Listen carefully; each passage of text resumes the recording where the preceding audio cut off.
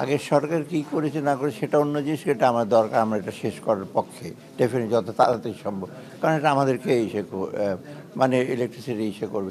আরেকটা হলো safety use. আপনি তো নিউক্লিয়ার মেডিসিন নেন না, আপনি নেন অনেক মেডিসিন, নিউক্লিয়ার মেডিসিন, তো এইটাও নিউক্লিয়ার এনার্জি, এটা সেফটি যতটা সম্ভব এনশিওর করতে, সেটাই আমাদের সে হাই আপসে আমাদের আলোচনাতে সেফটিটা একটা উদ্দেশ্য ছিল, সেফটি যারা দেখার, কারণ আমি ওটার দায়িত্বে আছি, তো ওটা দেখা ওই। আর সেকেন্ড হলো সেফটি, আমি দেখলাম ভেতরে আমাদের যে ওরিয়েন্টেশনে আমি প্রশ্নগুলো কতগুলো করলাম, কীভাবে এটা সেফটি, ডিজাস্টার হলে কী সেফটি, অন্য আক্রমণ হলে কী সেফটি, লোকজন ইস্যু হবে কিনা, ওটা এক্সপ্লেন করেছে।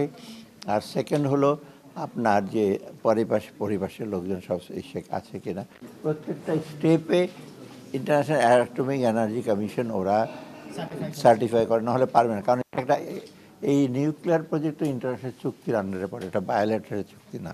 রাশিয়া তৈরি করে দিচ্ছে, কিন্তু মানতে হবে সব কিছু আপনার ইন্টারন্যাশনাল অ্যাটমিক, এটাই সবচেয়ে বড়। এবং ওটা অলরেডি সার্টিফাই করেছে, ভালো একটা মিশন আসবে আবার, তখন তাকে বলা হয়েছে আবার একটু আপনারা দেখেন, যেহেতু মার্চ মাসে আমরা চিন্তা করছি এটা চালু হবে।